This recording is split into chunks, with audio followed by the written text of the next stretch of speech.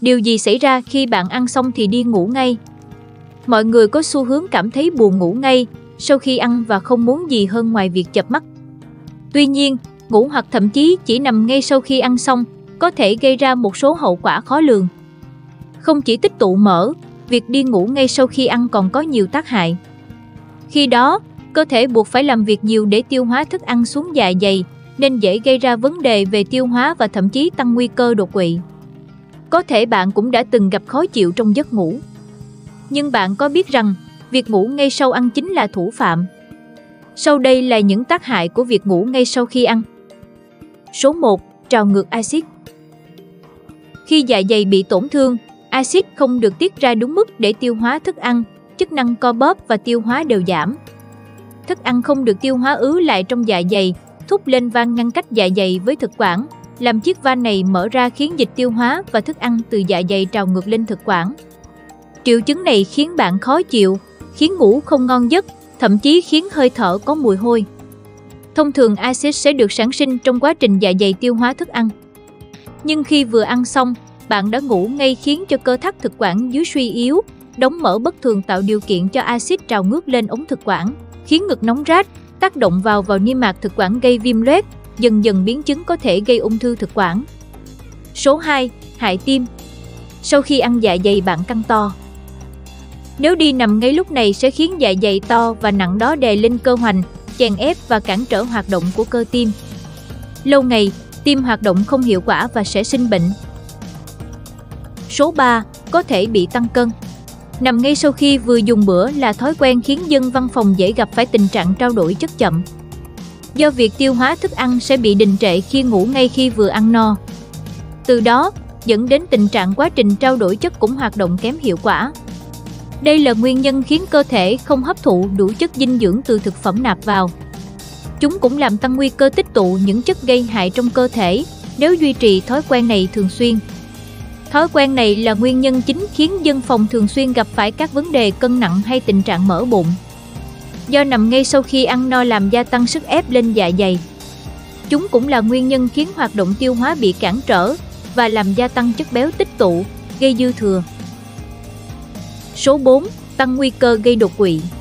Các chuyên gia cho rằng do chứng trào ngược axit có liên quan đến hiện tượng ngưng thở khi ngủ nên dễ gây ra đột quỵ.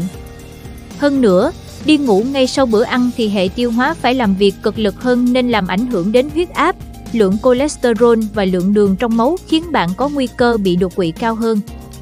Bên cạnh đó, theo kết quả nghiên cứu của trường Đại học Hy Lạp, đi ngủ ngay sau khi ăn có thể làm tăng nguy cơ bị đột quỵ.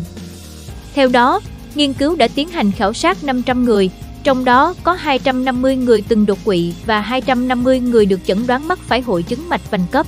Kết quả cho thấy, những người có khoảng thời gian đi ngủ sau bữa ăn kéo dài có nguy cơ đột quỵ thấp nhất. Số 5. Chất lượng giấc ngủ bị ảnh hưởng.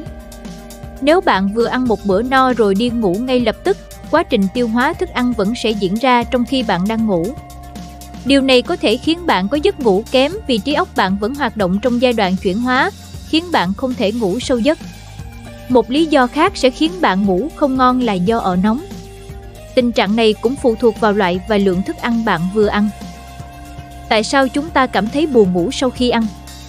Sau khi bạn ăn xong, máu tập trung để hỗ trợ quá trình tiêu hóa, điều đó cũng có nghĩa giảm lưu lượng máu đến các cơ quan quan trọng khác, trong đó có bộ não. Ngoài ra, các tế bào máu tăng cường tham gia vận chuyển, phân phối chất dinh dưỡng đi khắp cơ thể của bạn, càng làm giảm lưu lượng máu đến não của bạn, khiến bạn cảm thấy mệt mỏi hơn và dễ buồn ngủ. Sau ăn bao lâu thì đi ngủ là tốt nhất? Để đảm bảo các cơ quan được vận hành tốt nhất, ta không nên nằm ngay sau khi ăn hay mắc phải những thói quen xấu khác. 30 phút là khoảng thời gian tối thiểu mà mỗi người cần đợi trước khi ngủ trưa sau khi ăn, và với bữa tối là 2 đến 3 tiếng. Không chỉ vậy, luyện tập nhiều thói quen tốt còn giúp cải thiện sức khỏe tốt hơn mỗi ngày. Các việc không nên làm sau khi ăn. Không hút thuốc ngay sau khi ăn. Các nghiên cứu đã chỉ ra rằng hút một điếu sau khi ăn xong tương đương như hút 10 điếu vào những lúc khác. Điều này có thể làm tăng nguy cơ đầy hơi khó tiêu trước mắt, lâu dài gây nguy cơ mắc bệnh ung thư phổi. Không vận động ngay sau khi ăn. Ngay cả khi bạn chỉ ăn một bữa ăn nhẹ, bạn vẫn nên tránh làm việc ngay sau khi bạn vừa ăn xong. Tập thể dục ngay sau ăn làm cho cơ thể khó tiêu hóa thức ăn. Đó là lý do tại sao bạn thường gặp những vấn đề như chuột rút, buồn nôn hoặc thậm chí bị tiêu chảy khi tập thể dục sau khi ăn. Dạ dày sau khi ăn cần được cung cấp đủ oxy và dinh dưỡng giúp hoàn thành nhiệm vụ tiêu hóa, nhưng cơ thể bạn sẽ ưu tiên chuyển máu và oxy đến cơ bắp nếu bạn bắt đầu tập luyện ngay sau ăn. Vì vậy, luôn luôn cho cơ thể bạn một quỹ thời gian để tiêu hóa thức ăn và sau đó tập thể dục. Tốt hơn hết là nên tập thể dục trước ăn và sau ăn 2 giờ. Không tắm ngay sau khi ăn. Tắm ngay sau khi ăn có thể dẫn đến các vấn đề về tiêu hóa. Tắm làm tăng lưu lượng máu đến phần khác cơ thể như tay và chân, khiến máu không tập trung tiêu hóa được thức ăn và làm suy yếu khả năng tiêu hóa. Nếu bạn muốn tắm, sau bữa ăn 40 phút là chấp nhận được. Không uống quá nhiều nước ngay sau khi ăn. Bạn có thể không nhận thấy bất kỳ vấn đề gì nếu bạn uống một lượng nước vừa phải sau bữa ăn, nhưng bạn nên tránh uống một lượng nước lớn sau khi ăn. Uống nhiều nước làm tăng áp lực đường tiêu hóa và làm cho dạ dày khó tiêu hóa thức ăn. Tương tự, uống nước quá lạnh sau khi ăn cũng có thể làm chậm tiêu hóa. Thay vào đó, hãy uống trà thảo dược ấm nóng hoặc nước lọc sau bữa ăn.